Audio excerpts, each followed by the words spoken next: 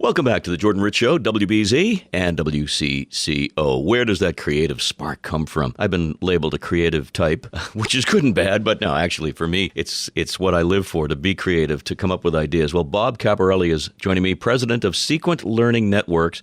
He's got a lot of years developing products and portfolios and so forth, but he's also a guy, he's a musician, look out, and he's also a guy who inspires creativity in the workplace. The book is called Creative Strategy Generation, Using Passion and Creativity to Compose Business Strategies that Inspire Action and Growth. Whew, that's a mouthful, but there's a lot of good stuff here. How you doing there, Bob? Great, Jordan. Thanks for having me today. Now, you are a musician. I won't hold that against you. In fact, I think that's a badge of honor. How does that play into you and what you've accomplished in business? So, I don't know that I made the connections right from the start, but, and now that I've been in 20-something years in business, I can really look back and say all of that creativity that I put into music and songwriting and the same process that I used for that, I've been applying to business for 20 years, even though I didn't know it, and it allows me to really kind of dig down inside myself and say what inspires me, have those inspirations develop into new ideas, and then be able to execute on those new ideas in a business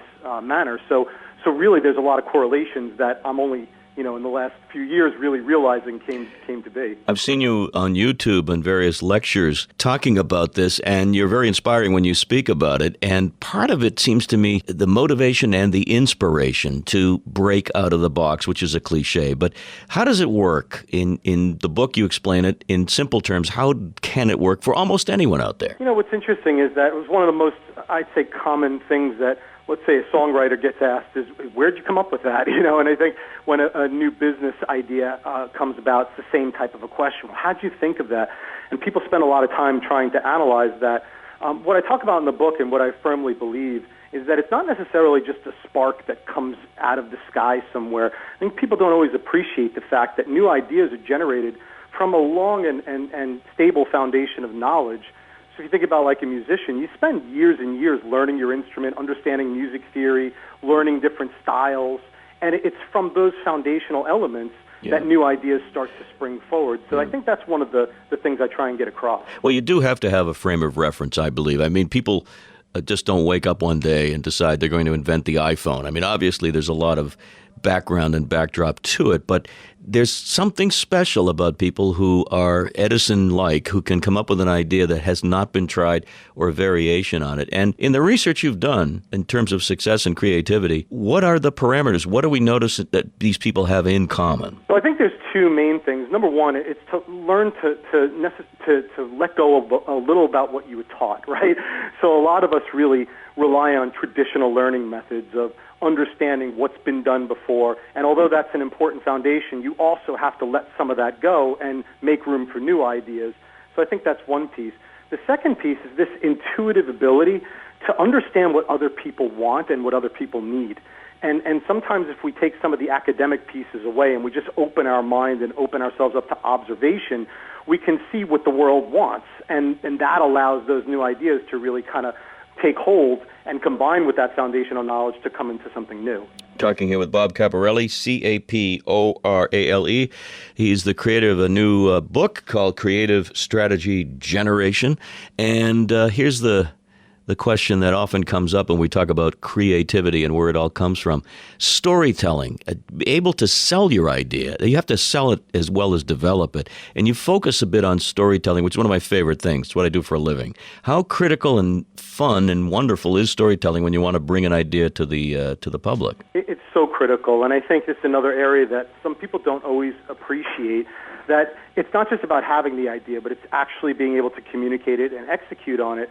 Creativity is about having new ideas, but it's also being able to connect those ideas to somebody else. And the way that you do that most effectively is through storytelling. And yeah, it's about having that kind of standard dramatic arc that we've all been taught about, but it's also having that dramatic arc apply to something that other people care about. And when you could actually do that and make those connections, all of a sudden your new ideas come to life and then they mean something to somebody.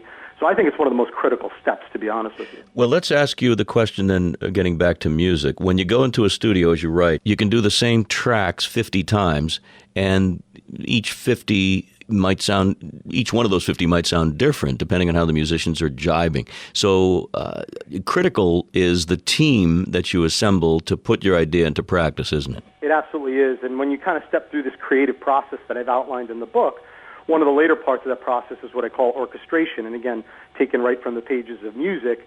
But it's really about collaborating, because you have an idea, you really almost always need more than one person to help bring that idea to life. And it's going to be all those people feeling that same idea, feeling accountable for that same idea, and knowing what their role is in helping to bring it to reality that's going to really make it pop, right, and really make it come to life for other people.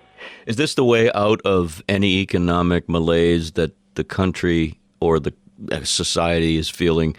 I am inspired by people who come up with ideas, and we have them all the time. We just don't focus on them. We don't give them enough press. But isn't this the way out of any problem?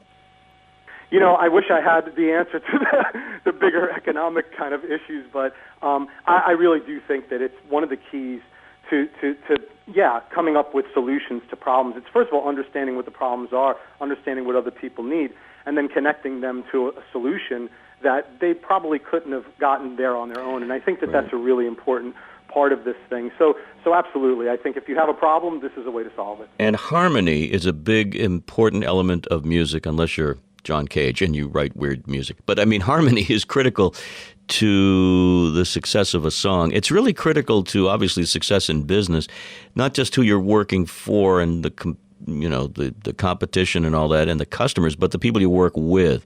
Does the creative process enter into how we work with our own colleagues and employees and employers? Yeah, no doubt about it. Again, kind of going back to that analogy for music that I love so much, is harmony is not just about, different notes working together, but it's about them sounding good together. Otherwise you have dissonance. So there's a lot of times in business that you'll work with somebody else, but if you're not jiving or you're not working towards the same goal, then it's not going to sound good, right? So it's really about making sure you're making those connections in a way that are all going towards a common goal. Right. Do you have a website you'd like to mention here now?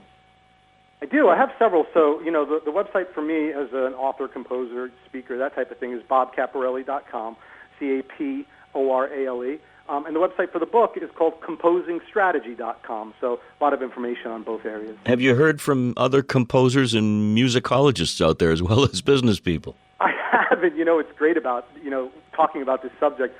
I go out, I teach, classes and do facilitation for a living and do a lot of speaking and so forth.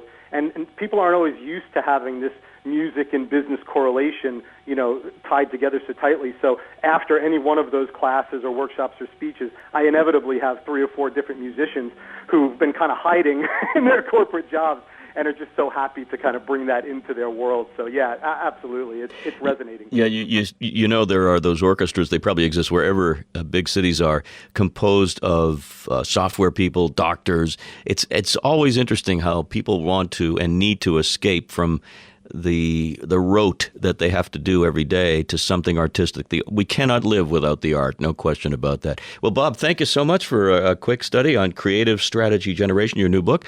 I wish you well, and keep writing music as well. Great, Jordan. Thank you, and thank you for having me. It was a pleasure.